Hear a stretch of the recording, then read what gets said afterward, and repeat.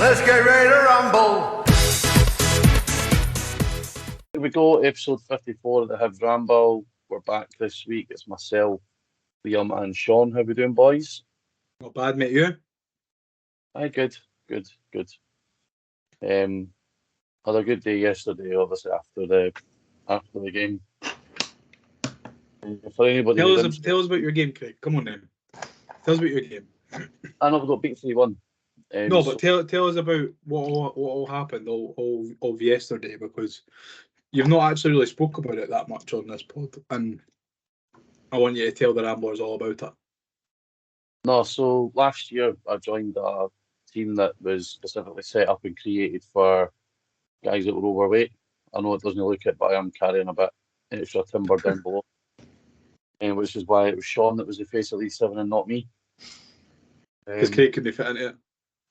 Aye, but we're basically it's mostly ex-amateur football players that are just a bit too heavy to play normal amateur football. So this is the first year of the league. It's called the the Appin Warriors Premier League. It's sponsored by Appin, and the way the fixtures transpired was that it was us and a team for Ayr that were top of the league. And the last game of the season was the two of us playing each other. So we were level on points, but they had a bit of goal difference. So if we wanted to win the league, we had to win the game. They could just draw. And we lost 3-1. So it was quite disappointing. But the day out, we got a coach down, because we were down at Cumnock Juniors down. So we got the coach down that in the morning. I got interviewed for the BBC. The BBC were there because they'd seen the traction that the league had gained. Didn't get paid for it. So I done a 3-match interview just asking like what it meant to me, and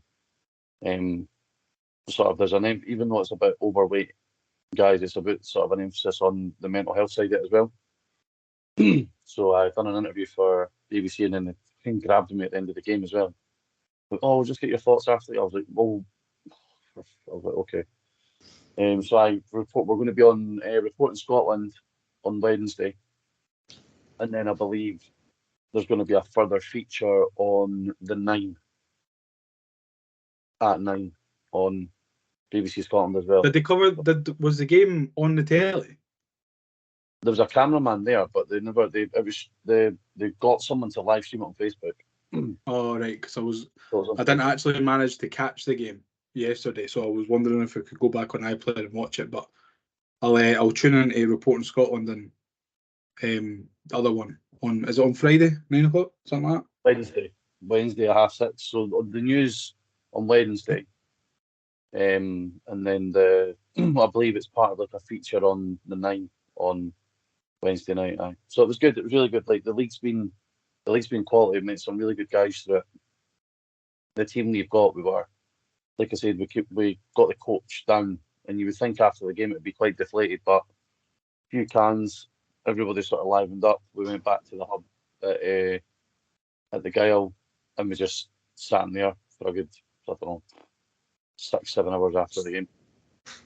So it was a good day. It was quality. Obviously disappointing that we didn't win the league, but when we started a year ago, like a lot of these teams have been together for 4, 5, 6 years. It's like the FFIT stuff. Mm-hmm.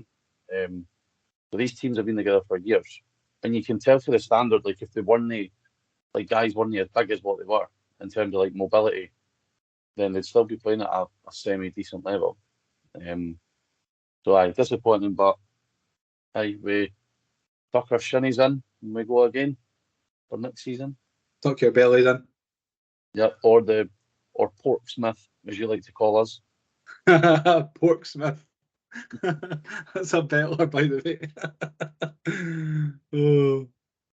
So, moving on. Obviously, breaking news hit yesterday that it is in fact not Lee Johnson anymore. It's Lee JohnsOUT.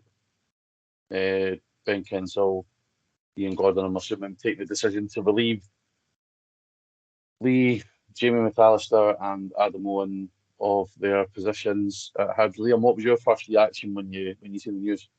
Wasn't surprised, to be honest. I think if it was me in charge, I maybe would have given him a little bit more time. But I think when the Johnson get to fuck was ringing round Easter Road on Saturday, I feel like that maybe forced the board's hand a little bit. No, I wasn't completely surprised. I've gone on record on this pod quite a few times now saying that I would, if it was me in charge, I would back him. I don't see the point in getting rid at the moment, but obviously the Hibs board think 3 games in, it's still early enough to make a change and have an impact on the season. So hopefully it happens. But yeah, I wasn't surprised at all. No, we have been quite vocal on the pod about we felt that there was something there with Johnson. When I done Super Scoreboard before the Aston Villa game, and I said, even though the league performances had been poor before that, I felt the Luzerne home and away performances showed that was near, because there was reference to are the players playing for the manager, and those 2 performances didn't seem like players who wouldn't have been playing for the manager. Sean on Saturday obviously we put the team out. When I seen it, I was like, I couldn't understand the team that he put out, as if he was trying to prove a point. Obviously, there's been a lot of chatter recently about Hanlon and Stevenson. They were both dropped. Riley Harbottle came in. I mean, I don't know what you thought of the team, but when you look at it in hindsight, it was almost as if he was trying to say, like, almost put me in my misery. That's what I took from it, anyway. Yeah, me and my mates were obviously at my mate's wedding at the weekend, and when the team came out, it was more among some of the boys' celebration that Hanlon and Stevenson weren't in the lineup at the time. And then it was a case of going further down the team line and then being like, oh, all right. So, like, it just didn't really add up. It didn't make sense. I think with everything that's happened in the league in the last couple of weeks and the tactics or the performance that we had against Aston Villa, albeit obviously a far superior side, it was a bit strange to see the lineup initially. And I wasn't overly surprised at the result either. Not necessarily because of the team selection. I did think the team selection was very strange. But because of what's happened so far this season and because of the team selection, I wasn't overly surprised when we went 1-0 down and then 2-1 and 3-1. Yeah, Liam, you made reference to and I think I said it to you at the time. Obviously, I don't sit next to you, but we're messaging, and how quickly and how loud that Johnson get to fuck chant was as soon as Livingston scored. It was almost like the East at the same time started it. I think as soon as something like that happens, the writing's on the wall. See, if I know like I said, we've kind of been more Johnson than JohnsOUT over the piece, but could you put your finger on where you think it's went wrong? If you had to pick one area that you feel that Johnson has failed at, what would it be? Defending balls in from the right hand side. I mean, I don't know. I just don't know what he was going over them in training with, because for all the goals that we've conceded this season, I think someone said that we've conceded about 20 goals, over 20 goals already this season. We're 3 league games in, a handful of Europe games in, and the vast majority of them have come from crosses from our right hand side. I mean, 2 of the 3 goals on Saturday were crosses from our right hand side. Third one, kind of a ball over from, I mean, it ended up on our right hand side, but it didn't start there. But I think in terms of fan perspective though, Craig, I think there was a lot of supporters that were checked out after the back-to-back Derby defeats, the 3-0 Derby defeats. And to be honest, it's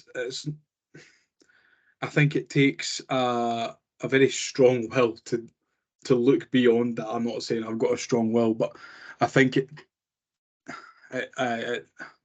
if you're not winning the fans back after that, really, I mean, the best he was going to hope for was maybe getting half of them or three quarters of the fan base back on side, and I don't think he ever really kind of had the consistency to put a string of results together. Thankfully, we actually managed to finish in a European spot last year, thanks to some good results that were dotted throughout the season. But in all honesty, I think if I could put it down to one thing, it's got to be a lack of consistency, surely. There was no new manager bounce. There was nothing really like that. When he got the job, obviously, we were told about the streaky Lee stuff. Like, he's just as likely to go on a 5-6 game winning streak as it is to a 5-6 game losing streak. You could go out and pump somebody 6-0. You could go out yourself and subsequently get pumped 6-0. Yeah. Sean, I want to bring something to you, right? Because I know that you do coaching, but you've coached, like, not just kids, like you've actually coached teams at older age levels. And because I've done it as well, the one thing that I've sort of noticed massively at the start of the season is if I just take the 2 home games in isolation in the league, so St Mirren and Livingston, when you watch St Mirren and Livingston, right, in their technical areas, Stephen Robinson and David Martindale are constantly almost at the edge of their technical area, constantly talking, communicating, whatever it is. They're no barking, shouting, screaming, but they're constantly talking, communicating, coaching, in-game management. After Livingston scored on Saturday, Johnson sat on his arse for about 20-25 minutes and didn't move. He'd done it against St Mirren as well. He stood with his hands in his pockets, doing nothing. I still think that at that level of football, you need in-game coaching, because certain patterns can develop during a game, and it's up to you to spot it and try and do wee bits and bobs. But not only did Lee Johnson sit on his arse, McAllister, Owen and David Gray were just nonplussed. They didn't move. Which for me, I felt is actually quite cowardly, because Riley Harbottle was absolutely toiling in that first half. It was actually, at one point I put in the group chat, I was like, he's absolutely fucking murder. And then on reflection, I looked at it at half time and I thought, nah, he's just been completely hung out to dry.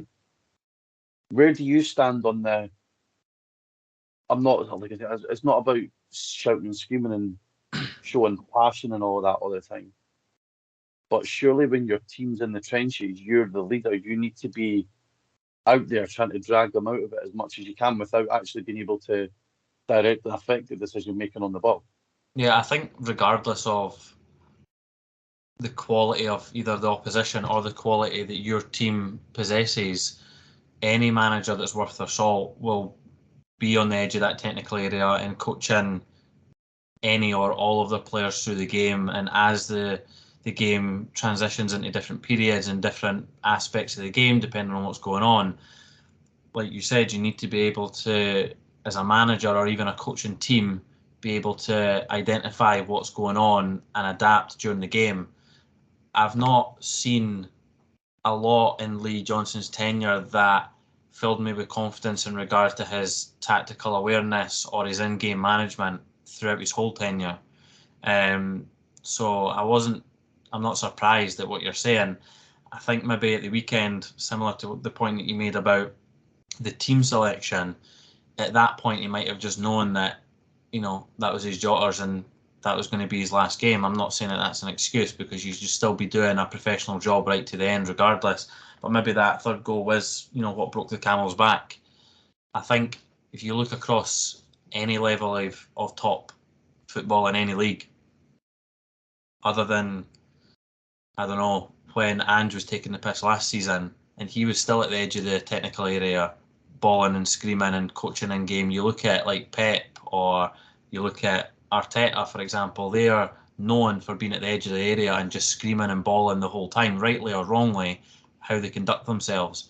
Even at that level, a player and level of coaching, it's still going on throughout the whole 90 minutes plus whatever added on. So I am a big fan of being able to hear and see your coaching team and your manager throughout, and I do think it does play a massive part. And I think in our league in Scotland, we need to try and maximise any opportunity we can get to be the best in any aspect of a 90-minute match, because other than the Old Firm, anybody from those other 10 teams or 9 teams could beat us and we could beat them.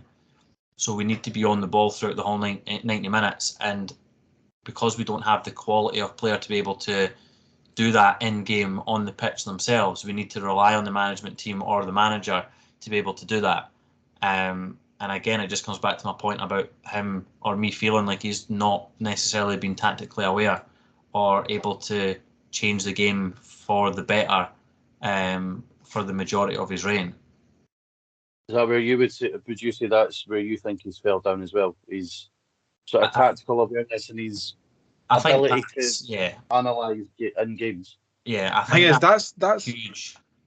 It's it's mind-boggling though, because he came to us after managing 450 games in his career. So how has he got that? Did he manage to get that far? With being, I mean, and listen, I didn't want to stick the boot in here. The fella's just lost his job, and he was very nice when he spoke to us on episode 32, pinned on YouTube. You can go and watch it if you like. But how has he managed to get that far without? Because see, his whole time at Hibs, I don't think and it seems very trivial in the kind of whole grand scheme of things of being a manager or a head coach, but it's in the name, manager, head coach. You've got to coach and you've got to manage. So how can you do that sitting on your arse in the dugout and not giving your team instruction on the pitch? It baffles me, to be honest, and how he managed to get that far. And if he's been like that at Sunderland and Bristol City and wherever he's been before, then it seems mental that he's actually managed to get this far. But I think what we've seen is that what we've ended up with, by yesterday when he lost his job, is what Sunderland fans said, is what Bristol City fans said, is what Barnsley fans, I think he was at Barnsley, and maybe was it maybe Oxford United or something, where he was? Barnsley was Heckingbottom, I think. No, Heckingbottom took over at Barnsley from Johnson. Oh, did he? Yeah. Well, my most humble apologies. What we've ended up with is what they said we were going to get. We were going to get baffling press conferences. RIP to the Monday Sharks. I tell you what, that is even though it wasn't a quote while he was at Hibs, because he was the Hibernian manager at one point, that will forever remain my favourite ever comment from a manager. Well, I hope so, because it's now been immortalised in a flag. I was meant to pick it up today, but I was too upset to go.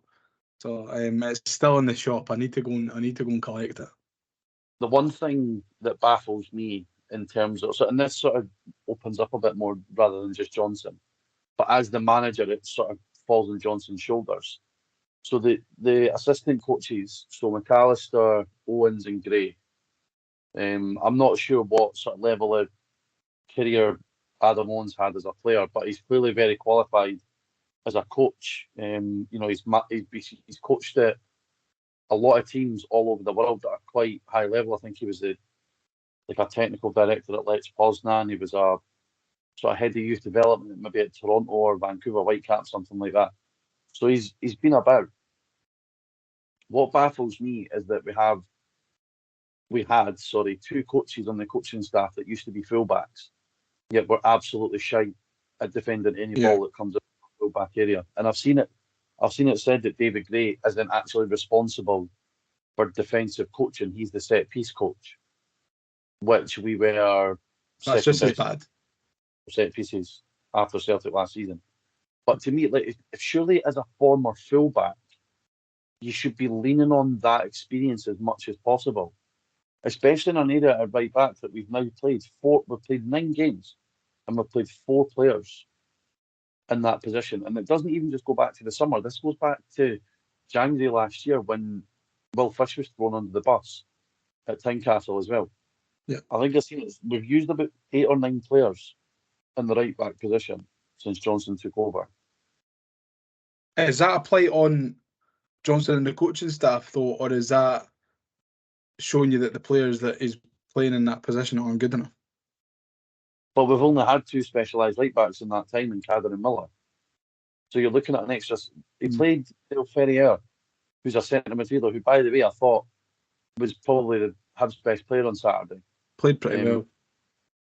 No, the bar's not really high for that particular game, but kind of Kanayo Meg was just coming through, who I feel has actually, even despite his height, has played his best football for Hibs that I've seen as a centre back. He put Riley Harbottle out there on Saturday, and it was such a shame. Like, he came off, and as he walked round, it was not long after Livingston had scored their third, and you'd expect regardless of handshake for the manager or whatever, but he just stood and had a go at him. And if I can see that in the famous 5 where I sit, folk in the East can certainly see it, and the folk that sit on the dugout side of the West would have seen it. And that again, just straight, that's poor man management. I mean, we've all kind of heard wee bits and pieces that come out for the club. You know, we had that thing in January where a couple of players, and then all of a sudden 3 or 4 players got shipped out the door. Obviously, you've got this situation with Jair, who's just completely disappeared off the face of the earth, and what seems even with the development squad. I seen him on Saturday, actually. Oh, was he there on Saturday? Yeah, he was there. He was in his full orange tracksuit. I was there well early. Last week as well, so he is alive. He is there, yeah, and he still has dreadlocks. He's sad. Great. He still kind of looks like a cartoon. But maybe he's somebody that can benefit for this deed. Ultimately, I feel that we've made the right decision. As much as we supported Johnson, I think we supported Johnson not necessarily for him, but more because the 3 of us were just bored shitless of changing managers all the time. That's exactly what I was going to ask you, Craig, when you'd finished that. I don't think we as a group were necessarily backing the manager. It was just backing the club and wanting the club to get an appointment right, and not wanting to have to restart the process again, or have to go through the whole rigmarole of paying off a manager not even halfway into their contract, and then we have to restart the wheel again after spending so much money. Well, I'm glad Mark's not here tonight, because he would have spent about fucking 15 minutes talking about Barry Robson and Stephen Naismith and all the rest of it, and how they're resetting and all that. But, you know, at least they've got points on the board this season, eh? So it's maybe good. I do think it's amateurish that we're 4 days away from the window shutting, 3 days away, and we're not going to. And then we've just spent like 700 grand on a striker as well. What if the new guy comes in and doesn't like that type of player? You know, this is the thing though, because how much influence in modern football nowadays does? I know the manager will probably always need to have the final say, but how much influence does the manager have in identifying the problem areas, identifying who needs to come in and stuff? If that's all done by what I'm saying, if that's all done by a recruitment team, right, then why does it matter who's in charge if that person who's coaching those players isn't identifying and bringing in those own players? And I know that being a manager is a very tough gig. You can't do everything. This isn't Football Manager. It's not FIFA. Like, this is real life. I just don't see where, like, how that kind of links together. You need to get the right person in, and how is the right person not been the right person for the last 3 or 4 appointments? So I think it's been scattergun in terms of recruitment and the identification of coaches as well. I mean, if you look at it across the last 4 managers, we've had 2 owners, 3 CEOs, 2 or 3 sporting directors, a technical director. Like, it's just been constant change. And I do think that what you're saying about, you know, identifying players and just coach them and manage them, but if in the running for the job, you've got Ange Postecoglou, right, and you've got Derek, so we'll say Derek McInnes, right, the type of football that Ange wants to play will require a certain profile of player versus the type of football that McInnes would want to play, and that would require a certain profile of player. So looking at our squad just now, if Ange was to be the one getting Hibs job, he likes to play a very aggressive front foot, high pressing style of football. Our midfield doesn't suit that whatsoever. Regardless of how much you can, I don't think you can coach that into someone if they don't already have the necessary attributes for it. Likewise with McInnes, he likes strong runners, strong wide players. He likes a big man, little man combination up front. He likes his midfield to be solid. Again, right now, we do not have that particular profile of player. And so we're going to need to look at our squad and base our management appointment on who we've got in the building at the moment, because with about 5 minutes left of the transfer window, I feel like it's a horrible time for someone to take this job, because if they take the job, then, you know, I mean, if they would need to take it in the next 24 hours to even get one, maybe two players into the building. And even then, I feel like that would be a massive, massive stretch. So whoever takes this job is going to have to look at this squad before they take it. It's like taking a job mid-season, I suppose. You need to look at that squad and think, is there something I can do with that group of players? And can I we get should something then out? be, in turn, looking at the managers who, like, we can't just bring in someone who wants to play attacking football. We can't just go on that. We need to suit the management appointment to what we've got in the building, so that we can actually play that way and we can get results. Because the main thing at the end of the day. If someone comes in, doesn't have the players to play their style of play, is forced to play something different, then they're going to be at the door by Christmas anyway. And then we're back at square one again. Yeah, what I do, Sean, I don't know if you agree with me, but what I do think this shows is that, like I said, that we didn't necessarily back Johnson individually. We backed the club to try and give time to get the sort of appointment right, and see if, given that sort of period of longevity, would help. What I think we've seen from when Ross got sacked and then Maloney got sacked, the club clearly didn't have a forward, and still doesn't have a forward plan in place. Otherwise, why is David Gray taking charge of Thursday and Sunday? If you see at any time a manager down south gets sacked, it's almost like the manager's sacked at 9 o'clock, and by 11 o'clock they're appointing a new manager. So I don't know if doesn't really work like that up here, though. But why shouldn't it? The thing is, it should, though, because clubs talk about having plans in place. I remember the Hearts documentary that came out, and they spoke on that documentary that any club that is aware at any point that their manager could either be sacked or leave, they should always be aware of what's going on outside of their club and what managers are or are not available. And I strongly believe that that is something that Hibs should have in place if they haven't already, especially from learning from previous mistakes, with obviously like either sacking Ross too early or Hecky too early, or Maloney even appointing him in general. Even going back to that, it took us ages to appoint Jack Ross from sacking Heckenbottom as well. So I think as a club, if it's run properly and outside of Hibs, the press and everyone and Hibs like to big themselves up at how well they're doing off the field. That is something that the club should be looking to do off the field and be strong at.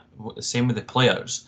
They always go on about recruitment and how you should always have 2 or 3 available for each position. If you can't get your first target, you get your second, and you've got like a loan set up. So if we can't get them, we can go in and just get the loan. It should be the same for managers. And if the club is getting run as well as the club like to say that is off the field, excluding obviously what's going on right now, they should have had 3, 4 or 5 names set up that it maybe spoke to off the record at the moment and then pulled them in yesterday or today. And whether that be people that are close to the club, whether it be Neil Lennon, for example, or whether it be Scott Brown and Stephen Whittaker as a duo or whatever, and then we can look further afield. I'm just using them because they both know the club and they've been around the club and they know what the club means to the support. Yeah. I think it would. You can talk all day, Sean, about plans in place and stuff, and I agree wholeheartedly about plans for your playing staff. But for coaching staff and stuff, I think it's a wee bit different. If it came out that Hibs were tapping up managers whilst Lee Johnson was still in charge, it really wouldn't reflect well You would on only the club at you'd all. only be doing that part like the upcoming hours before the sacking. What I mean is that a club that is run properly, and it'll happen at all the top clubs across Europe, they'll know the profile of manager they'll want, and they'll know what type of manager they need to go and get. So if a manager is sacked or leaves or gets appointed a new job or needs to go on gardening leave, or if something happens, they already know who's available at that time in the market. Yeah, I completely agree with that, and I completely think that we should be looking at certain profiles of managers instead of going for someone all because they talk well. Our last few managers have had the gift of the gab, and none of them have really pulled up trees in terms of results or actually getting us anything. I don't know. It's difficult. I'll go back to your point, Craig, about the English Premier League clubs being able to sack their manager on a Monday and get a replacement done for a Tuesday tea time. I don't think it can work like that up here. Hibs isn't a massive pool for managers. I don't think. You look at somewhere in the English Premier League and I disagree with that. No, but you look at the English Premier League and everyone is jumping at the chance to manage there. You can see what kind of stepping stones can lead to there. I think Hibs have to do and it's not a slight on Hibs. I just think that there's a wee bit more convincing required to get these really good managers. I think if we'd have went for someone, I mean, we probably could have had Neil Lennon in the door today, or we could have had someone else in the door today, but it doesn't necessarily mean that they're the right fit. I think we need to do a wee bit more in-depth research with the people who are available to us, because if you look at like a Brighton or Fulham or whoever's changing their managers recently, they'll know who's available and they'll not really need to say to them twice. Like, they'll be able to get someone in nice and easy. We can still do that though. That's what we're talking about with like future planning. Like, you can still look at the map like at any time, like Sean says. If Johnson was to have been extremely successful and then got poached, we should have had someone lined up to replace him.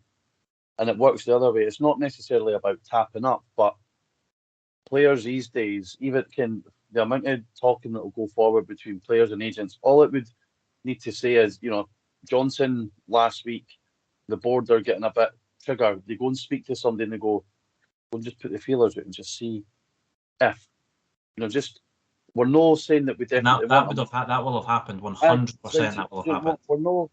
We're not wanting to officially make an offer or anything like that. Just would you be interested? I or not, and I don't doubt that that's happened.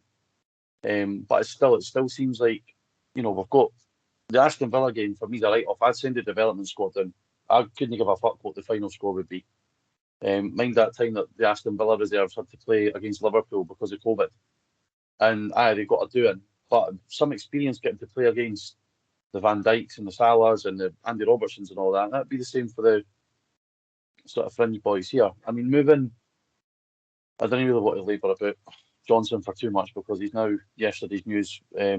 He was really, really good with us in the time that we spent with him. We've done the podcast. I know Mark's bumped into him a few times in the Albion bar as well. And he's always had a lot of time for Mark and talking about the podcast and that. So we do wish him well. For me, anyway, there's no ill will towards him. It just didn't work out.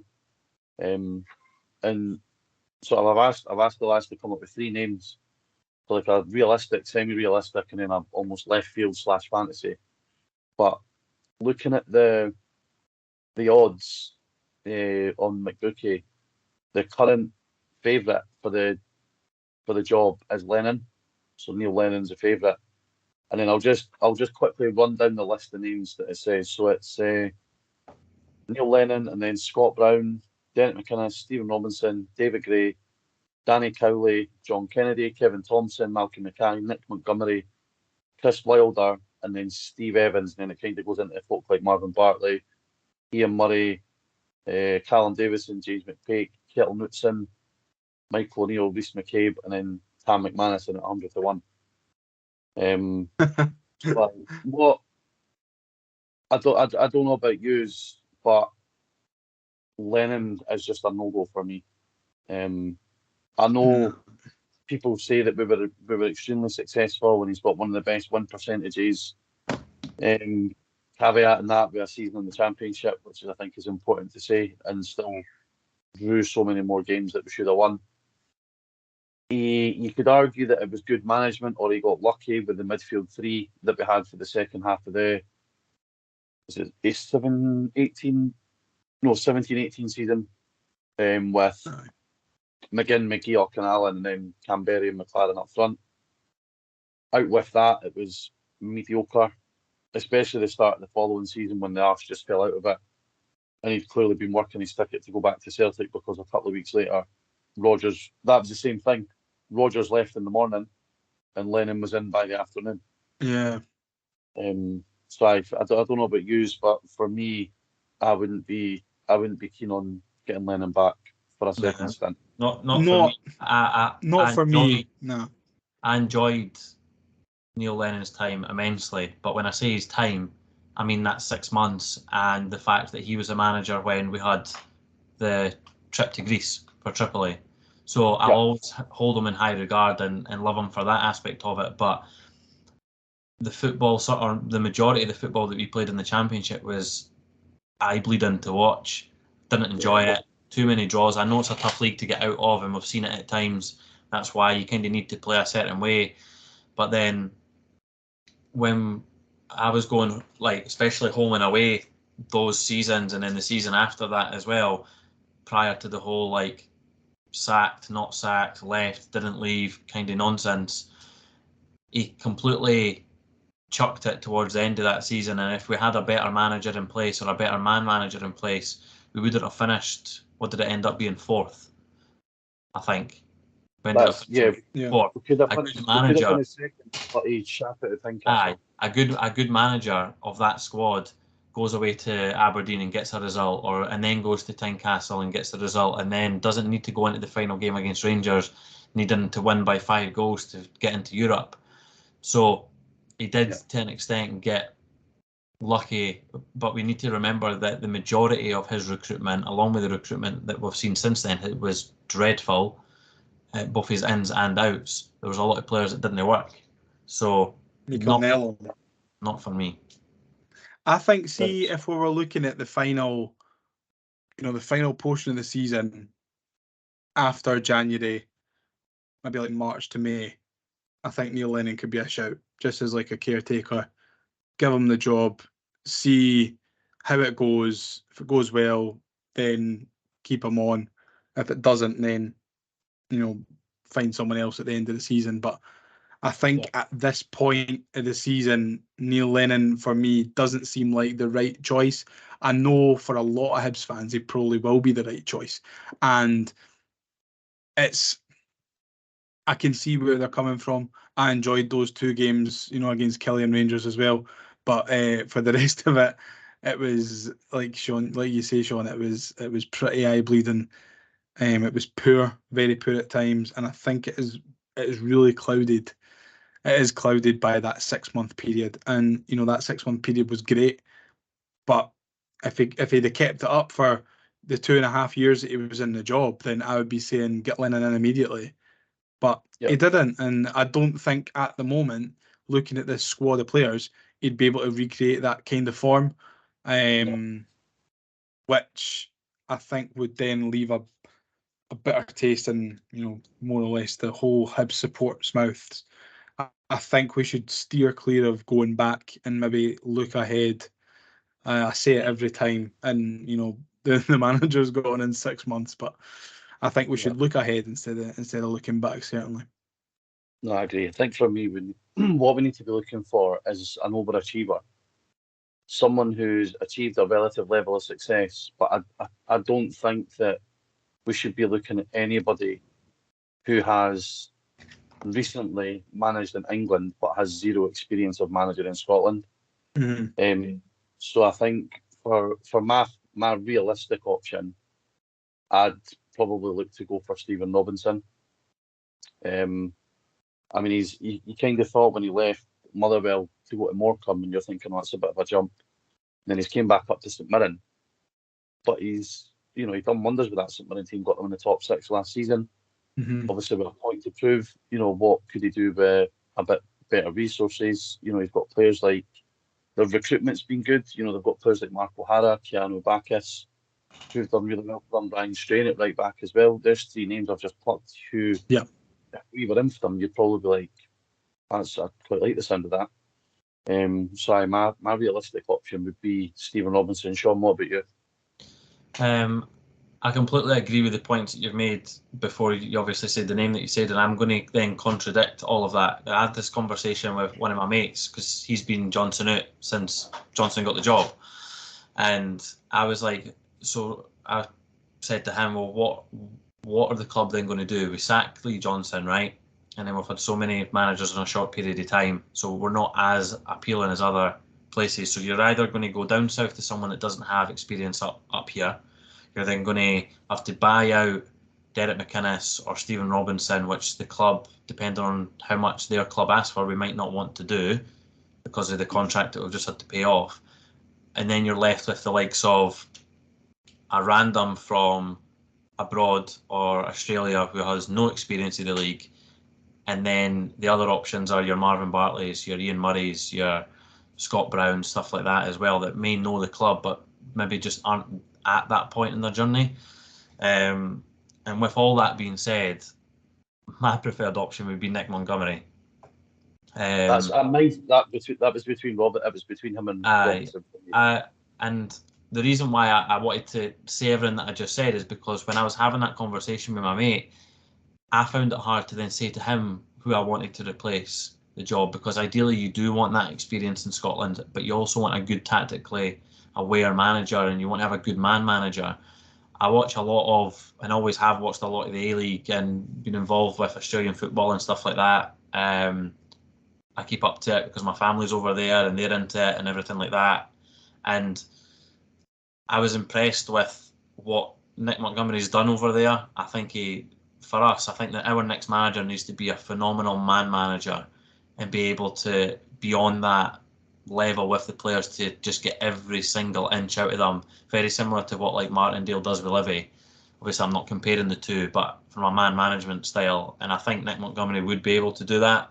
I don't think it's. You only need to look at what he done with Jason Cummins, and I think that's where probably the Hibs fans out with you will probably make that connection, and that they'll see it that's he got Cummins when he was doing nothing, going absolutely nowhere. And he's completely turned his into a World Cup. The thing is that squad that he had as well shouldn't have been anywhere near fighting for not the title, because obviously City won that, but the actually overall grand winners. They should have been nowhere near that. But from on paper, from a quality perspective, but his recruitment, he's willing to take a chance on players like Cummins, and there's other players in that team that he's took a chance on, and he's been able to get them to gel together. So not only is he tactically aware of what he needs, but his man management skills are, especially in the last kind of year or two, have been phenomenal to be able to squeeze every inch out of every single player that he's managed. And I think, considering what we've had since probably Stubbs, or what we've not had since Stubbs, is someone who can properly, consistently man manage a squad of players to get the best out of them. Yeah. I tell you what, you've sold me. You've sold me, Sean. Get him in.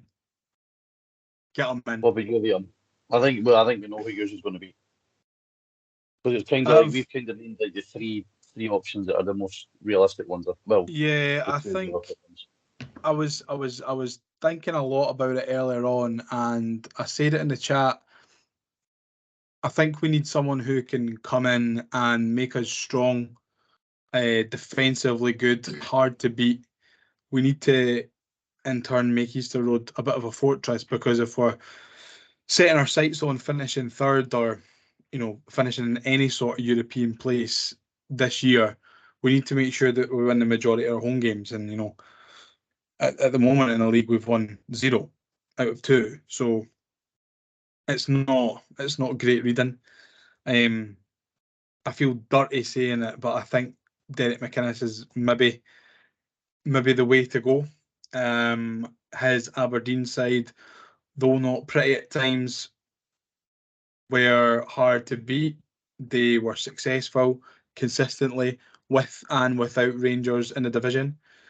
You know, getting to finals, finishing, you know, consistently third, second, of course, when Rangers weren't here. I think he's got a good eye for a player. He's shown that at both Dons and now at Killie. I think he's kicked on the wee man Danny Armstrong to another level. And I think there's probably a few players that he could have his eye on at Hibs that he could then kick on. I think for sure though it's the being difficult to beat. We just need someone to show us up at the back. We need to be resolute, and we've not shown that in our last few managers. We've got the attacking threat to punish any team on our day, but looking back on it defensively, we just aren't at the level that 6, 7, 8 of these Premier League, these Premiership teams are, which is embarrassing to say. You know, that you look at your Motherwells, your St Mirrens, teams like that, and you think we could go and poach a few of their players and they would walk right in, like to the defensive side anyway. So we need someone to show us up, and I think Derek McInnes could be the man. But after what Sean said, I'm throwing all my eggs in the Nick Montgomery basket. I just had to say something to fill out the pod. I think McInnes is now seen as a safe option. There is a lot of snobbery from Hibs fans when it comes and I've been guilty of it. I've been guilty of it for the last few times where Derek McInnes' name has been in the hat, and whether we've actually been interested or not, or it's just been an easy link for the bookies. I mean, you'll never know, but I've always been one of those. I'm like, oh, McInnes ball at Aberdeen was dreadful to watch, but even I think at the moment we just need to win at all costs. And what does that say to you that I'm thinking that Derek McInnes might be the man to take Hibs forward? That shows you how sorry a state we are in right now. I think the thing for us is that we need to be hard to beat and we need to be hard to score against. And right now we're very easy to beat and very easy to score against. And there's still this sort of mythical, the Hibs way that's, you know, back from when we taught the Brazilians how to play football back in the 19 canteens. We need to just start picking up points. We need to have some degree of success. McInnes was unlucky that it was a Rodgers Celtic the first time around that he came up against. So I think to be realistic, we've got 3 very credible options. All probably have bring their pros and cons. What about your semi-realistic minds is going to be Big Arnie, Graham Arnold, the Australia coach. I think he's been one of these guys that's been linked to a move across to Scotland, England for a few years. You know, again, probably with a link to Cummins. You know, Cummins speaks very highly of him.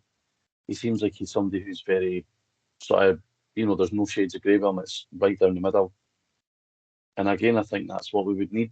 But whether he would give up a cushy sort of international job in his 60s to come and take over at Hibs, I don't know, but he'd be my sort of semi-ish realistic one. Liam, what about you? I was thinking about this as well, and there's a few semi-realistic. I think it's probably more than semi-realistic, but with the job that he did last season, it seems weird that he's now not in a job now. But Darren Moore from Sheffield Wednesday did an incredible job with Wednesday last season. You know, I kept quite a close eye on League One last year because my boss he's a Posh fan, and I've been keeping my eye on Peterborough and seeing how they're doing. And they came up against Wednesday in the playoffs in the semi-finals, and Posh were 4 up after the first leg, and Wednesday ended up going through. And I think that sort of steel and determination was something that was a staple of Wednesday last season. And you look at the players they've got, it's not a team of world beaters. It was a team of players that would probably walk into most teams in the Scottish Premiership, but would probably find it their level up here. So I think that Darren Moore's maybe got that kind of that determination. I don't know an awful lot about him as a man manager, going based purely off the results that happened last season. But listen, I think it's maybe a little bit weird how he left Weds at the end of last season, start of this season. But I think he could be a shout. I think he's on the list as well, on the bookies list. I don't think his brand of football's as exciting, and I think he possibly falls into that bracket of, having a long career in the English game without any sort of experience or exposure to Scottish football. Sean, who's your one in the middle? I'll kind of link mine to like the dream one, because I don't have like a dream like it's completely unachievable, because the ones that I would want just aren't free and they're in jobs and stuff like that. So I'm not even going to waste the listeners' time by even saying it. So like my my dream one would be like Michael O'Neill, because he's been linked for God knows how many times. I know he's back doing the Northern Ireland job, so like similar to the Australia manager, is he going to want to kind of give up that and then come back into management because he'd done it with Stoke? The Bodo Glimt manager, I'm not even going to try and pronounce his name because yeah, thank you very much. He's been linked about 4 occasions as well. I don't. Radio Hot Dog won't be happy with that. I don't see that happening, because he's turned down bigger jobs than Hibs to stay at Bodo Glimt. So I would kind of like that one. But my other one, which was kind of semi-realistic, or I think it could potentially be semi-realistic, would actually be Mark Warburton. Take that as you will, but I think he would do. Whether he would take the Hibs job or not is probably a long shot. That ruins so much, Sean. We could come up with surely you've got to put the Warburton song first. I think I know he was at QPR last. I could be wrong. I think he was at QPR last. He's not in a job at the moment, to my knowledge, either.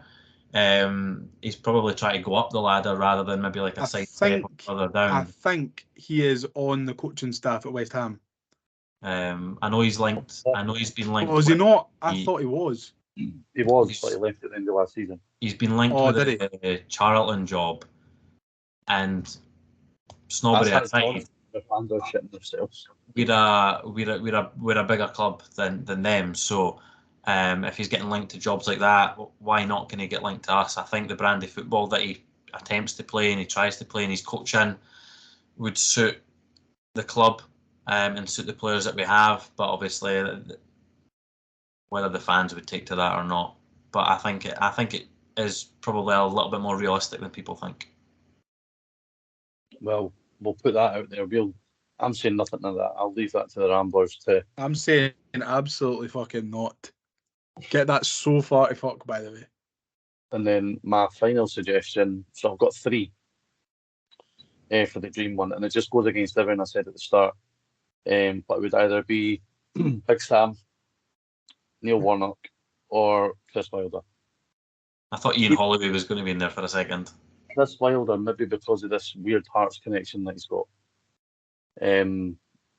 But no, Big Sam. Imagine Big Sam or Colin Warnock up here. No, Colin Warnock, that's his nickname. Colin Warnock. Is it no Colin Wanker or something? An anagram of his name's like Colin Wanker. Neil Warnock. Imagine the name for the comedy value. Top notch, especially Big Sam. We've just had a comedic manager. But Big Sam would be proper. Johnson was funny but no funny. He was your dad funny. Whereas Big Sam was just funny. Big Sam's your uncle funny. Aye. Big Sam Allardyce is a fun uncle. What about you? For me, someone who I think is very tactically aware. I think he's had quite a lot of success in his coaching career so far. He knows the club He loves the club. So my dream manager is Sean Corrigan. Well, I certainly would have done a better job than Lee Johnson, that's for sure. And I appreciate the compliment, Liam. Thank Well, you. put your money where your mouth is then. I'm still waiting on Ben Apply. Kentel getting back to me about the director of football job, because he pied me about that one. So maybe I'll throw my name in that. Email? I'll get his number off you and I'll just bail him directly. So just go straight to the source. Liam, I want to, before we get into the listener questions and stuff like that, I want to just bring it back full circle. We spoke about Lee Johnson in great depth. We've also spoke about our preferred options in great depth. I want to just bring it back a little bit, and I want to talk to you about certain games within Lee Johnson's reign that kind of either summed it up, either bad or good, or where you think he lost the fans or where the tipping point was. I'll let you go through your selections first, and then we can kind of go through mine as well. Yeah, can I just preface this by saying that Craig had to jump off unexpectedly. So it's just going to be me and Sean for the remainder of the podcast for our video and our audio listeners. If you're wondering where on earth is Craig, he has disappeared off the face of the earth. But it's just going to be me and Sean. I think 3 games, Sean, and I think it shows you from one end of the scale to the other. The first one for me, and they're not in chronological order because I can't remember what came when. The first one for me is the 6-0 win against Aberdeen at Easter Road. I feel like when Lee Johnson's back was up against the wall, that was one of the times where he showed a bit of defiance. He showed great tactical ability. He picked the right team. He attacked the game in the correct way, and he could have put anyone in front of us on that day, and I think we probably would have beat them. But for us to go and beat an Aberdeen side 6-0, I mean, regardless of how they were doing at the time, to beat an Aberdeen side 6-0 is a big achievement, really, because if you flip it round, and if they'd have beat us 6-0, they would be talking about it in the same regard. But I feel like Lee Johnson, his back was up against the wall that day, and he completely powered through, and he showed that he had the minerals to overcome any pressure. Now, completely contrary to that, we played Hearts at Easter Road in the Scottish Cup, and his back was up against the wall that day as well, after getting beat 3-0 away at Tynecastle in the league. We, at this point in the season, thought we only had the Scottish Cup really to play for. It didn't look like we were going to grab a European spot. Aberdeen and Hearts were both pulling away from us. This was before, Hearts kind of went on their little blip towards the end of the season. I think a lot of the support, Sean, were expecting us, if we were going to do anything that season, it was going to have to be the Scottish Cup, which, given our history, our long history with the Scottish Cup, seems mental that you think our only chance of success is winning that. So, like the Aberdeen game, his back was up against the wall and he completely flapped, and it was a very, very poor display. I feel like at times we were able to maybe get back into the game, but there was, like his whole reign at manager, there was no consistency within the performance. There was high spots and low spots within those 90 minutes, and that was kind of shown across his whole tenure as Hibs manager, which is a shame, because I feel like, I don't think we would have won the Scottish Cup, but you look at, I think we could have got a wee bit further, at least maybe got to Hampden, but I think it shows the contrast between when his back was up against the wall, when the pressure was on. Yeah, sometimes he thrived, and other times he sat in his chair and sulked and hid. Third game, 1-0 Hearts at home.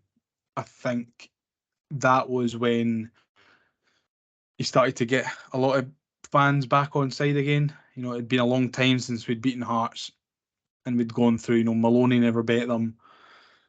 Jack Ross beat them, did he? I think. but it wasn't boiled anywhere near as recent.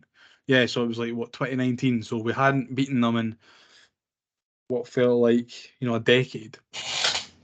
And regardless of how you look back on his time as Hibs manager, that is one of the high spots. And I know I highlighted the other two games about him being under pressure and all the rest of it, but if you want to look back on a good highlight, at least we got that win over Hearts, and it seems trivial, given the grand scheme of things. But I enjoyed that game. So I think that's all I've got to say.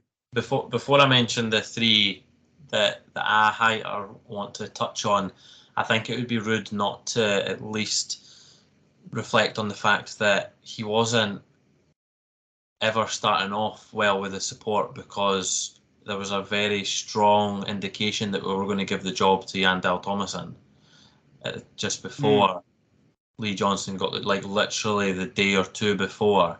It was all GDH this, GDH that, GDT, sorry, GDT, this and that, because there was just an understanding that he'd been offered the job, he was getting it, he was coming in, he was getting his photos done, whatever. So then, whether that was happening in the background or not, from the fans' perspective, we went from this high-profile ex-player on paper looked like it could be really, really good, and then we went down to this absolute midget who has links with Hearts, and it just never started off well for him. And for him to then not take the League Cup as serious as it was, he didn't do himself any favours then either. And I wanted to just highlight that, because I think that's probably where the support just didn't even get behind him right for the off. So he was always fighting a losing battle, and I think that one for me is on the board and not necessarily Lee Johnson. And I think the board could have done more to get the right appointment then and get a better appointment to get the fans on board, because the fans were losing love with Hibs after what had happened with the Ross and Maloney incident. Touching on actual Lee Johnson's reign, and the defining bits for me was the Dundee United defeat away, where Kukarevich's goal that was onside got chopped offside, and then the following week we went and got battered 6-1 by Celtic. I think though that week there was really defining for him, because a result that should have went in our way didn't go in our way, and then he tried to completely change his approach. And you probably should change your approach going away to Celtic, but he completely done the wrong thing when he changed the approach. Then we started seeing the 3-5-2 and the 4-5-1 and everything like that, and then it was just backs against the wall, and that's where our first glimpse of Streaky Lee came in, and we went on like 12 games, 13 games, and only got like 1 or 2 victories out of that. So the fact that he hadn't started off on the right foot with the club, the supporters, and then for him to go on such a long winless streak certainly didn't help. I'm glad you touched on one of the Derby defeats, because the other Derby defeat is my one, the one at the start of January. Is that because I took the one that you were going to talk about? Nah, I had back-to-back Derby defeats as defining, because it's very, very hard for a manager to survive that with the support anyway. I was very, very surprised that he kept the job. Like, listen, I was surprised when the news came out the other day. Very, very surprised, but not because of what's going on at the club, just because of how much we've backed him and because of how quickly we've changed managers in the past. I didn't think the club had the balls to back him, and that's why I thought he survived at least the season, because I thought the club just didn't have the balls to take the hit and say, listen, we got this one wrong again. But they've now done that.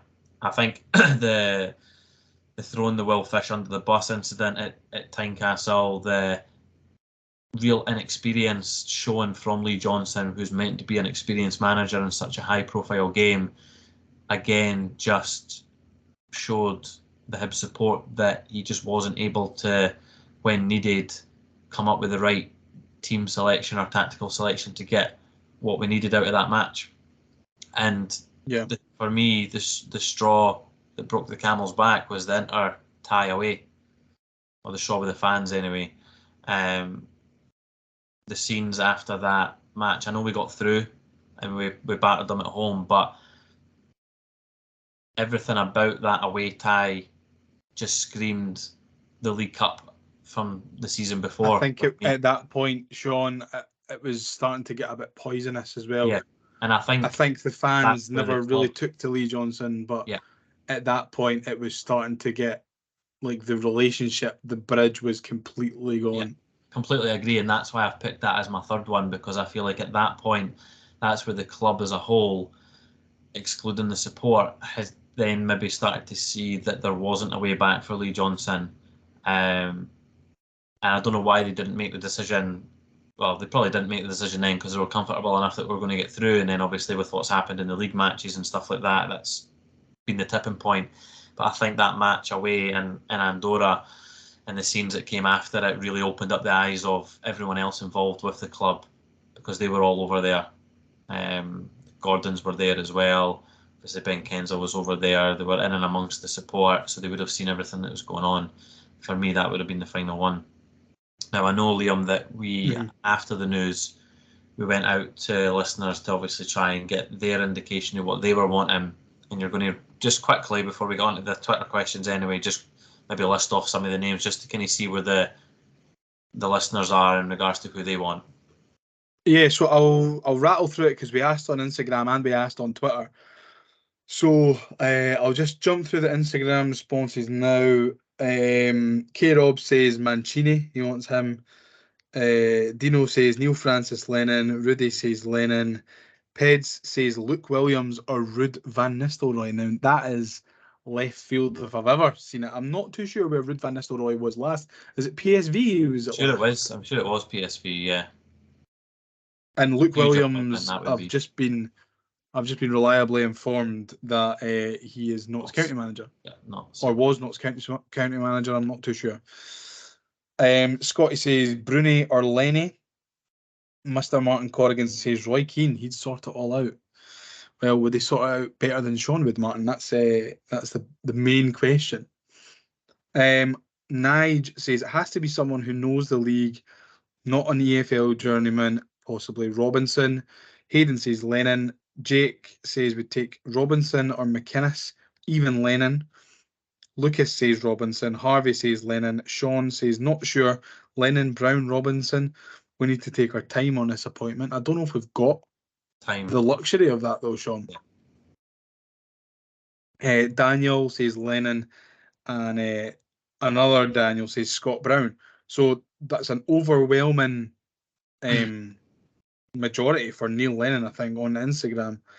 On Instagram anyway. And let me just have a look. I can understand though, just while you're getting the Twitter ones up, I can understand the rationale for it. And I think because of what has happened, which we've already touched on, I think a lot of people want someone involved now with the next role as manager to be someone that has either been at the club before or knows the club, to try and take the club in the direction that we feel as a support should be going.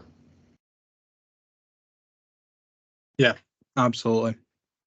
So Twitter, and I think Twitter is maybe a wee bit more of a mixed bag. We've got a couple more responses on Twitter than we did on Instagram. Hibs US says, I don't think the club has a plan, so we'd be best getting someone from the league already. McInnes, Robinson, Martindale would all make us harder to beat, which is what we spoke about earlier on, which is probably the biggest problem right now. Greavesy says Michael O'Neill, Stephen Robinson, Derek McInnes. One of those three would make sense. Liam says Robinson. Scottish Football Fans Forum has actually got in touch and said John Kennedy, Lennon or Martindale. Or try something different, go abroad and find a young head coach just looking for a break in the game. Not too sure that's the way to go. If you're looking at someone from overseas, I think they've got to have, a proven record, like someone like Nick Montgomery, like Sean said earlier on. Stuart says Ian Murray, why not? Stuart, you're blacklisted. Kaiser Soze says, I'll take that guy that won the Scottish League Cup in 2014, finished Scottish Premiership runners-up on 4 occasions, and reached 3 other cup finals. Derek McInnes. Rab says, what about the American coach from that documentary on the telly? I'm not too sure he would go down very well in Leith, to be honest. He's got more Johnsonisms than Lee Johnson. Don't think he would survive. Chris says McInnes or Robinson. Eddie says Dean Smith or Chris Wilder would get them going. I think that's maybe a wee bit of a stretch for our budget, but either Dean Smith or Chris Wilder probably would. I think we need. Get us going.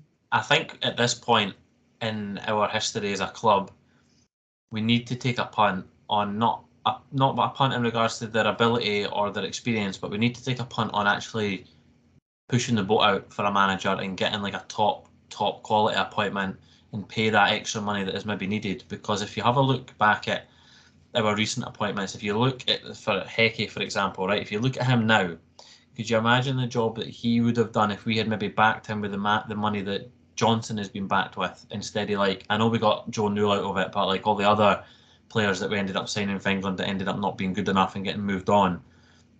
I think if we get the right appointment and we back him how we should have backed how we backed Lee Johnson, I don't see why pushing the boat out a little bit more monetary wise, especially in today's day and age, and the monetary rewards of finishing third in potential group stage football or getting into European football. I don't understand why we shouldn't maybe take that risk and just maybe go for someone that's maybe needing a little bit more cash. I want us to make an appointment and our support to be like, fucking hell, that's a brilliant appointment. You want a sexy appointment, really. Aye. Like, you don't want... I mean, there's names that are getting thrown about, and don't get me wrong, I think McInnes would be a half-decent appointment to help us be hard to beat. He's not a sexy name. Steve Evans is not a sexy name. Darren Moore isn't a sexy name. Graham Arnold's a sexy name. I would love, Sean Corrigan's a sexy name. I would love, like, the reaction from a Hibs level. I would like the reaction that, like, Scottish football had when, like, Celtic appointed Brendan Rodgers the first time round. Because we were going into the Scottish Cup final at that point, and that had just been announced, and everybody in Scottish football was like, fucking hell, that's a huge appointment for Scottish football. I want Hibs to have their equivalent of that, where fans will automatically get behind them, and I think we would have had that with Yondell Thomason, and unfortunately it didn't work out, but I want that kind of appointment. Roy Hodgson. We can go, let's go. No, that'll definitely send him Hodgson. into a grave. That'll send him into a grave working for Hibs. Get big Roy Hodgson in. Just to jump back to the Twitter suggestions here, Thomas says 100% Lennon. Jordan has said Martindale or Robinson. I keep wanting to call him Robson because I'm reading it wrong, and I really hope I don't say Robson because I don't want Barry Robson in. Fizzle says Alan Johnston is available. Maybe not. Fraser says give it Martindale. Jason says McInnes. BT Wilson has said Brian McDermott is intern and see how he does. You never know. It's the first shout I've seen. The obvious choice, Grant Stott, apparently, is the obvious choice. But Grant Stott actually replied to that, and he has said flattered, but it's a no, not saying never, but just not right now. Love that. So gutted to hear that, Grant, if you're listening. Michael O'Neill, Robinson, someone said Tam Courts, Callum Davidson, Michael O'Neill, Pep Guardiola. Not too sure if he's any relation to the Man City manager. What's Vente's Plenty. You what? What's Steve Keane up to? That's no Steve Keane, but the next one is Steve Clark. Going to paper every Hibs Who's Next tweet with Steve Clark until some online momentum builds for it. Blake says Scott Brown. Gary says Martindale or Malky Mackay. I think we should still steer far away from Malky Mackay. Don't want a guy like him in at the club. Jimmy says I feel Lennon could do a job. And finally, Mr. Bateboy says only one man in my eyes has attached a picture of Craig Levine. Not too sure that would go down too well either. Will we move on to the questions? Yes, Liam. Let's move on to the questions. Let's. Now it's time to answer the Hibs Ramble listener questions. Right, you went after him last week, and I don't think John has actually asked us what's for tea. I don't think he has.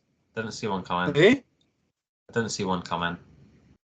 Maybe he's been a busy boy. Well, can we just say it anyway? Can we do it on behalf of him? He's not sent it in, but I'll just say, John has asked what's for dinner. What did I have for? I had a risotto. I had a risotto for dinner. I'm getting my kitchen done this week, so I had to nip out and make my risotto elsewhere. Was it nice? It was delish. It was delish. What did you have in it? It was a oven baked bacon and mushroom risotto. Sounds nice. It was. Right, wait till you hear this, by the way.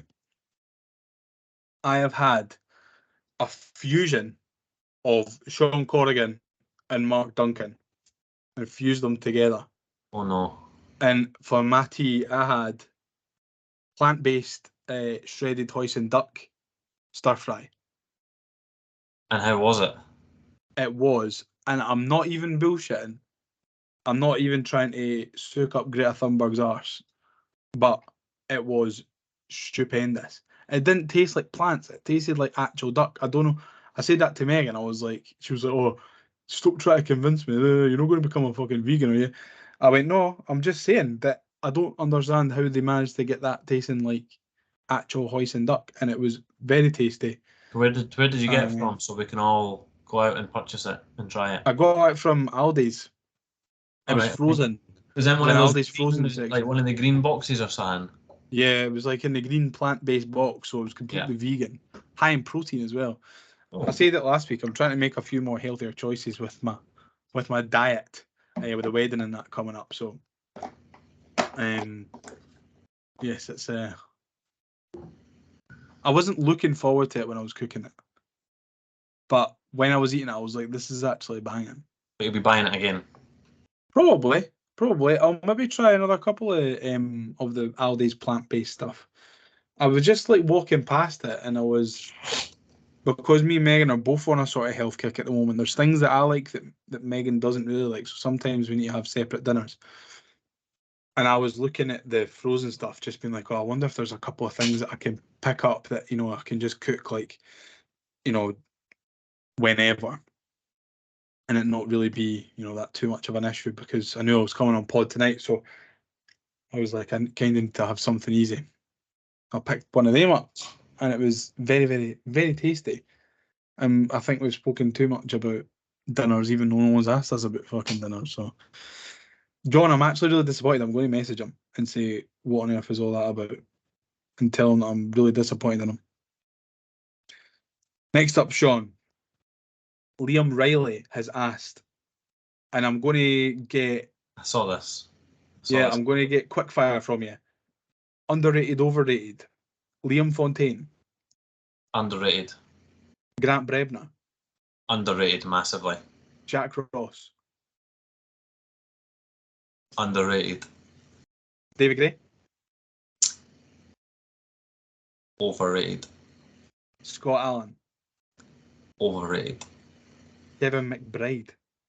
Underrated.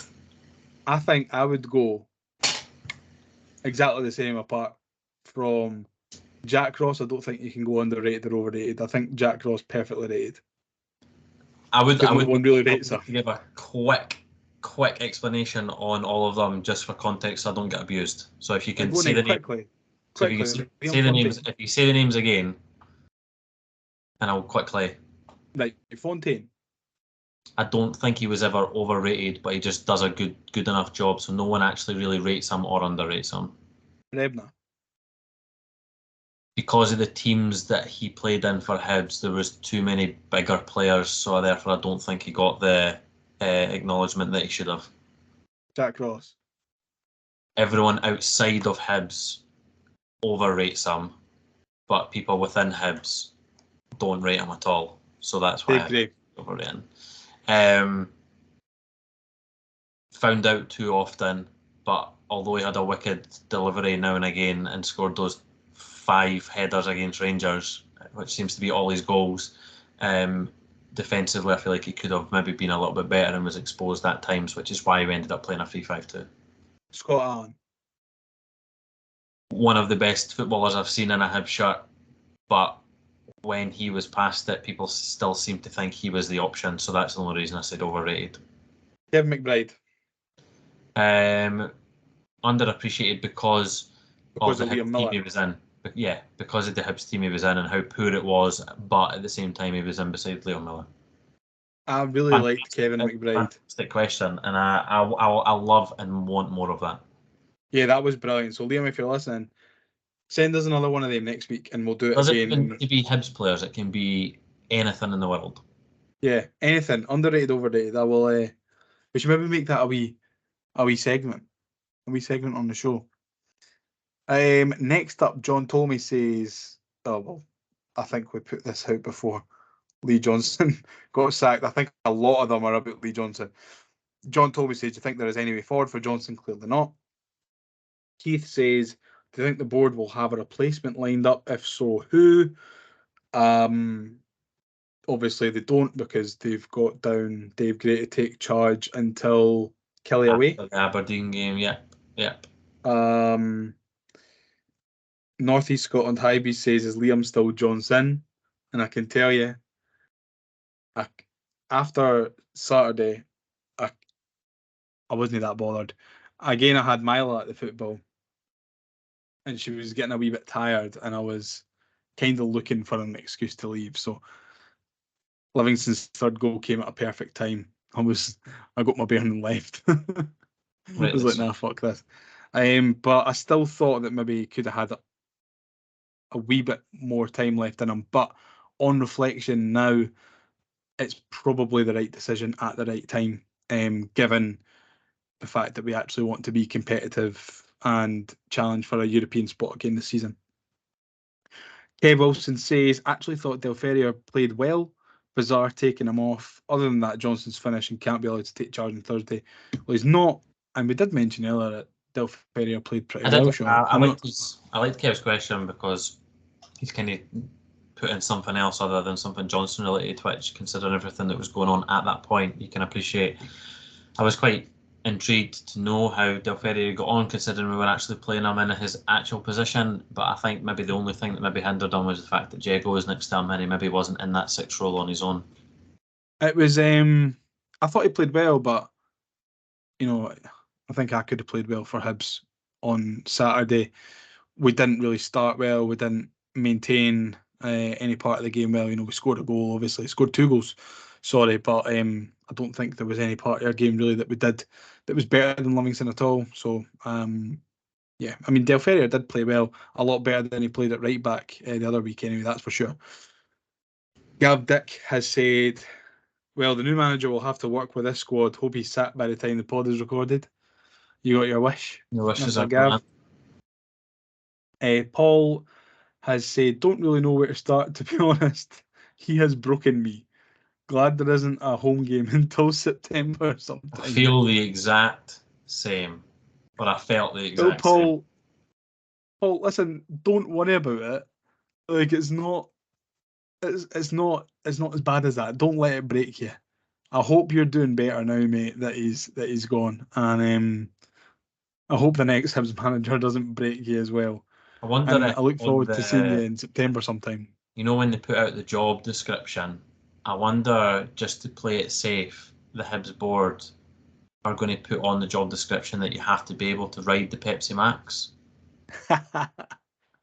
And who knows? I wonder if there's going to be it's any. It's not done us well for the last 2 appointments. Well, exactly. I wonder if there's going to be anything else maybe on that job description that is maybe non-football related. Don't talk shite in interviews.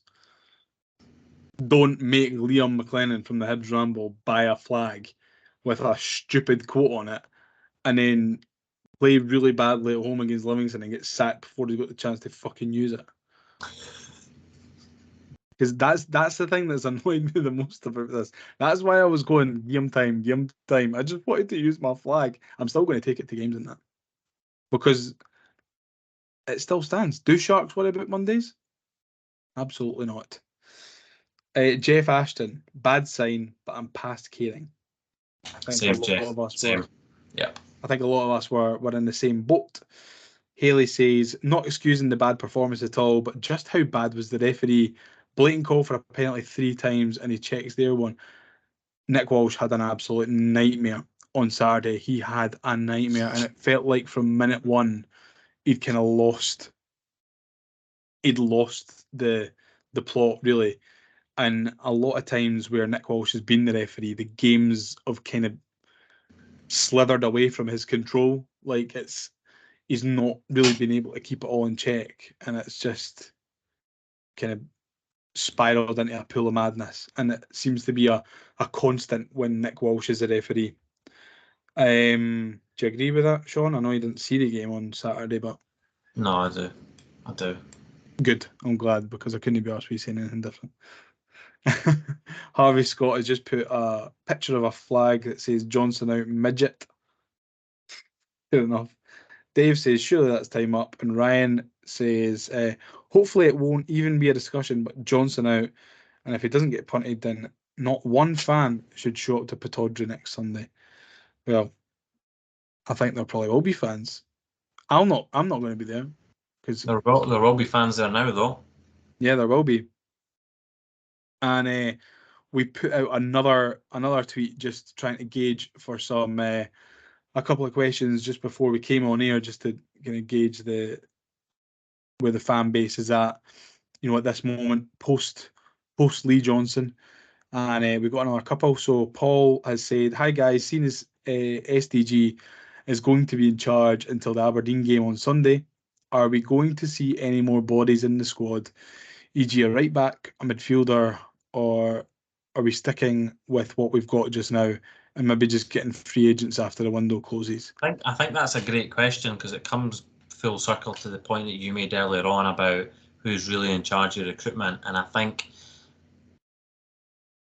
we might actually, even if it's like a loan, I think there will be something. I think there'll have been things set up. There'll have been things set up that will just need kind of green lighted.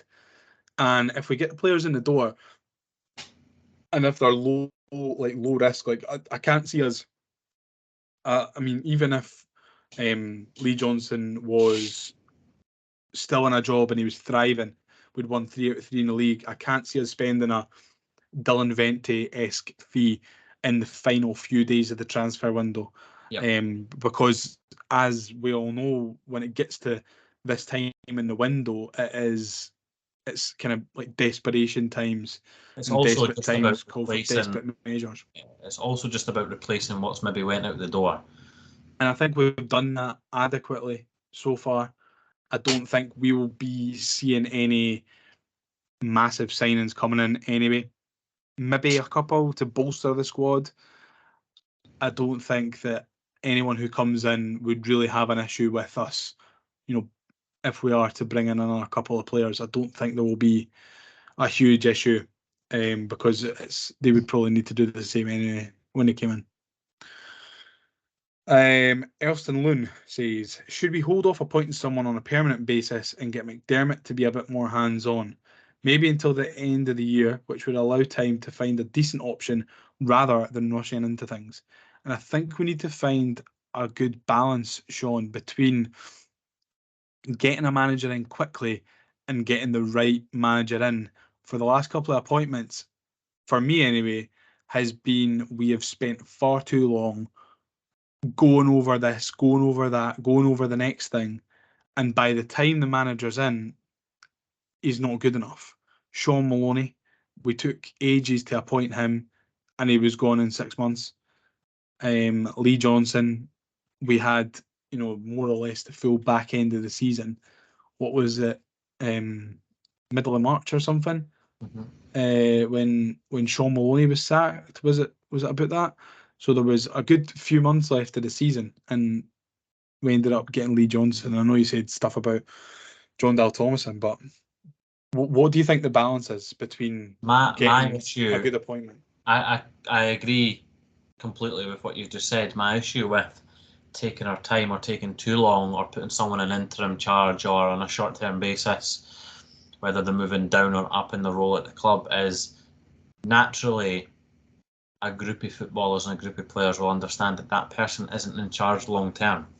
So you're not going to get the optimum performance levels from them that you need. And that would be my issue.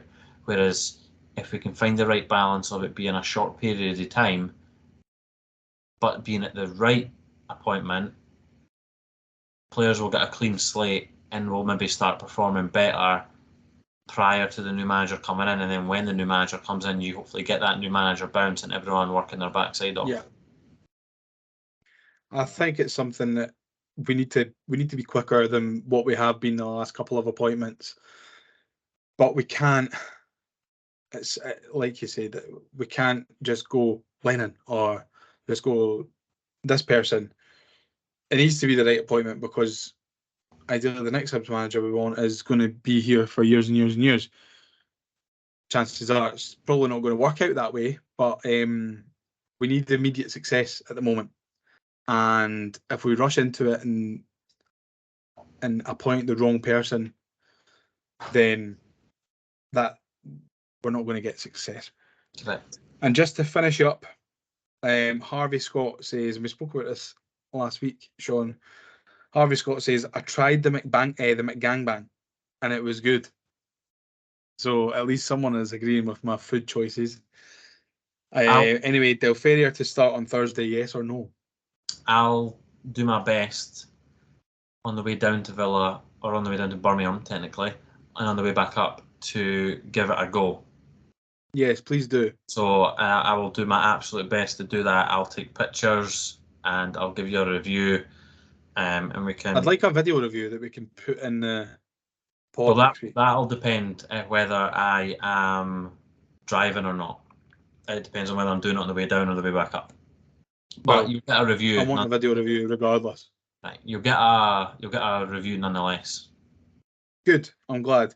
And sorry, that wasn't the last question. We've got one more, and it's from Jeff again. And he says, does it show how far we've gone backwards in our expectations as a fan base that McInnes is actually looking like not a bad shout?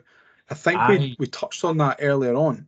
I saw this, and I feel inclined to completely agree with him, because for years and years and years, it comes back to the snobbery that you mentioned. I've been, no chance, no chance, no chance, no chance. But when you actually break down his record, like, would you rather, between now and the end of the season, scrape, well, by the time... Scrape sixth. Nah, not even that. I'm just trying to think. There'll be 34 games left. You scrape 34 1-0 victories under Derek McInnes, or you bring in someone else and you're playing free-flowing attacking football and it's more enjoyable to watch, but you maybe finish 6th or 7th or whatever. Those 34 1-0 wins are going to get us into third. So those 34 1-0 wins will probably win us the league. Maybe. You never know. But that I kind of feel inclined to agree with them that it does look as though we would be going backwards, but sometimes you need to go backwards to move forwards. Very similar to, I'm not comparing it to the same level, but very similar to how we got relegated, and then that was the best thing that could have happened for us to move forward as a club. So maybe we need that. Do you think it is actually moving backwards, though, or do you think it is just what we need as a club? I don't think this we would moment know. In time. I don't think we would know the answer unless it actually happened. Is my answer, unfortunately. That's it. And that's what we'll end on. A massive thank you if you've got this far. It's been a long slog tonight for us recording. It's been a lot of kind of moaning here and there about Lee Johnson and his tenure at Hibs. So I hope, I really do hope you've enjoyed it. Please let us know on our socials. We're at the Hibs Ramble on Instagram, Twitter, YouTube, on Facebook, anything. You can get in touch with us and let us know who you'd like to be the next Hibs manager. If there's any Villa fans listening, I'm so sorry we didn't get around to talking about Villa Park away, but it really isn't high on our list of priorities at this moment in time. I have a question regarding Villa away. Considering the result, right? So the 5-0 victory aspect of it. Where would you rank a 1-0 Hibernian win away to Aston Villa on Thursday?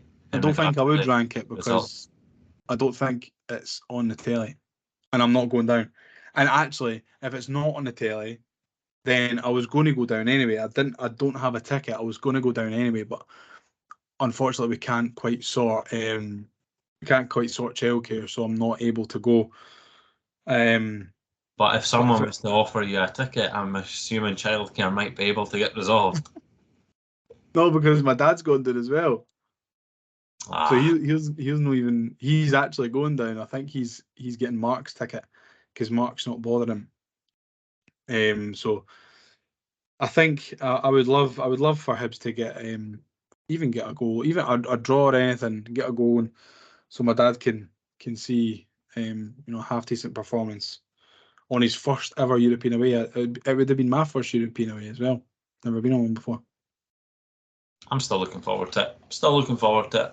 Well, it'll be good. I mean, So if you're thankfully down you there, managed give to us get a shout. tickets, but if I was getting there and it wasn't on the telly, then there wouldn't really be much point, would there? I'd just be kind of sitting around looking at Flash score in a pub in Birmingham, wishing I was at home. No, Yeah. But no, I think yeah. So if you're a Villa fan, I'm sorry that was only a 30-second segment on Aston Villa. But listen, you don't deserve any airtime after you very cruelly pumped us last Wednesday, and I didn't think that was very fair at all. I mean, your Premier League side, get a fucking grip. But yeah, thanks so much, Sean, for joining us, and Craig, of course, who's no longer with us, unfortunately. He's not passed away. He's not dropped off the call because he's passed away. He's just had to drop off the call. He just had to drop off the call. Well, to our knowledge, in the last half an hour to an hour, he hasn't passed away. Well, I think he's actually sent a message in the chat the last few minutes. So, if he is dead, then someone else is using his phone. But yeah, thanks again for listening. And we will catch you. We'll catch you at some point next week to talk about Villa and whoever we're playing next in the league. I can't even remember. Aberdeen. Brilliant. Buzzing. Right. Cheers, Sean. See you in a bit. Catch you. Bye. Bye. Let's get ready to rumble.